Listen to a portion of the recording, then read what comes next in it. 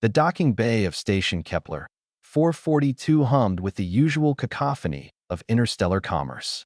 Stella wiped her grease-stained hands on her coveralls and squinted at the sleek vessel that had just berthed in Bay 7. It was a Valerian diplomatic cruiser, all flowing curves and bioluminescent panels that pulsed like a living heartbeat. Beautiful, expensive, and, according to her work order, completely dead in the water. Another fancy alien ship that can't handle basic maintenance, Stella muttered, grabbing her toolkit. Her assistant Cameron looked up from his datapad, his young face brightening with excitement. "This is the ambassador's personal ship," Cameron said, practically bouncing. "The Valorians are negotiating the trade routes through the Helix Nebula. This could be huge for your reputation." Stella snorted. "Or it could be another over-engineered disaster held together with good intentions and zero practical sense." She'd been fixing alien ships for 15 years, ever since humanity had stumbled into the galactic community. The pattern was always the same: species that had evolved with technology, never having to understand it from the ground up, created machines that were elegant, efficient, and utterly baffling when something went wrong. The airlock hissed open, and Ambassador Thelvar himself appeared, a towering Valerian with crystalline skin that refracted light into rainbow patterns. His four eyes blinked in sequence, a sign of distress. "Human mechanic Stella?" His voice resonated like wind chimes. "Thank the cosmic threads you've arrived. My ship's propulsion matrix has entered recursive failure. My own engineers are perplexed." Stella nodded curtly. "Let's take a look." The ship's interior was stunning.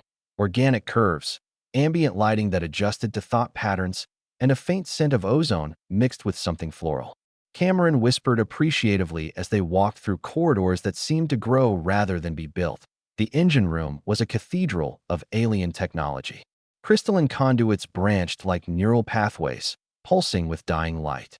3 Valerian engineers stood around the propulsion core, their skin flickering through shades of confusion and frustration. Stella approached the core, pulling out her scanner, a decidedly unglamorous human device that looked prehistoric next to the elegant Valerian instruments.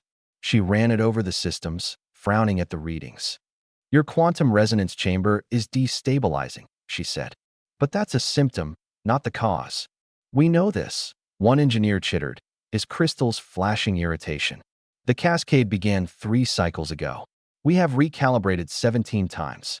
The mathematics are perfect, yet the system fails." Stella glanced at Cameron, who was already pulling up the ship's schematics on his datapad. "When did it start?" "Exactly." Ambassador Thelvar's eyes dimmed. "Precisely when we entered the station's vicinity. We suspected interference, but scans showed nothing." "Show me your power distribution logs," Stella said. For the next hour, she traced energy pathways through the ship's systems while the Valerian engineers watched with barely concealed skepticism.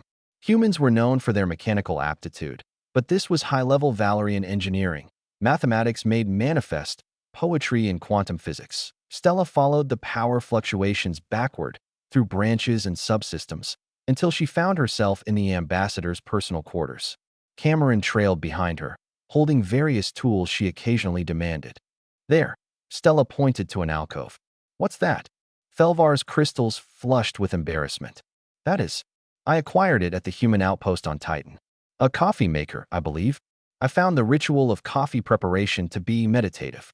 Stella stared at the machine, a top-of-the-line human coffee maker, chrome and glass, completely out of place in the organic Valerian ship.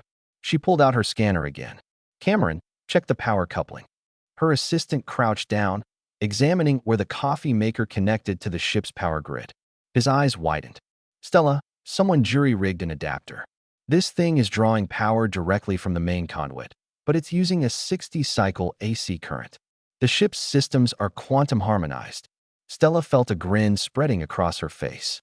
"So every time the ambassador makes coffee, the frequency mismatch propagates through the power grid," Cameron finished, excitement in his voice. "It's introducing chaos into a system designed for perfect quantum coherence." The Valerian engineers clustered around, their crystalline bodies flickering through colors of disbelief. One of them ran a scanner, chittered in shock, and turned to his colleagues. "The human is correct. This primitive beverage device is generating harmonic disruption throughout our quantum substrate. Ambassador Thelvar looked mortified, his entire body turning a deep purple. I merely wanted to enjoy coffee while reviewing diplomatic briefings. The vendor assured me it was compatible with all power systems. Stella unplugged the coffee maker, and immediately the ship's lights brightened. Through the walls, they could hear the propulsion core humming back to life. The Valerian engineers rushed back to the engine room, their excited chittering echoing through the corridors. The cascade is reversing, one shouted. Quantum coherence is stabilizing. Cameron couldn't stop grinning. A coffee maker. A coffee maker took down a diplomatic cruiser. Stella examined the adapter. This is actually dangerous. Whoever sold this to you had no idea what they were doing. She looked at the ambassador. I can fix this properly. Install an isolated power converter that won't interfere with your ship systems. You'll be able to enjoy your coffee without causing quantum catastrophes. Thelvar's colors shifted to warm golds and oranges, gratitude and relief. You have my deepest appreciation, Mechanic Stella. My engineers are brilliant theoreticians, but they would have recalibrated for another dozen cycles without finding this mundane solution. That's the difference, Stella said, pulling out her tools. We humans, we grew up with technology that broke down. We learned to fix things by understanding them from the ground up, not just the mathematics, but the practical reality. Sometimes the biggest problems have the smallest causes. Cameron was already preparing the new converter from Stella's toolkit, a simple device that would provide clean, isolated power. Within 30 minutes, they had the coffee maker properly installed and tested. The ambassador immediately brewed a cup, the aroma filling his quarters. He took a sip and his entire body rippled with pleasure. Magnificent. Perhaps this is why humans are becoming so valuable in our galactic community. You understand the bridge between the elegant and the practical. As Stella and Cameron packed up their tools, the lead Valerian engineer approached, his crystals pulsing with something that might have been respect. You saw what we could not. There is wisdom in your grease and gears approach. Walking back through the docking bay, Cameron couldn't contain his excitement. That was amazing. You diagnosed a quantum propulsion failure caused by a kitchen appliance. Stella smiled, hefting her toolkit. Welcome to being a human mechanic in space, kid. We might not have the fanciest tech or the most elegant mathematics, but we know how things actually work. And sometimes, that's exactly what the galaxy needs. Above them, the Valerian cruiser's engines flared to life, ready to carry the ambassador to his crucial negotiations. All because a human mechanic understood that even in a universe of quantum physics and faster-than-light travel, sometimes the problem was just a badly wired coffee maker. And somewhere in the galactic community, humanity's reputation as the fixers, the practical ones, the species that understood the messy reality behind the beautiful theory, grew just a little bit stronger.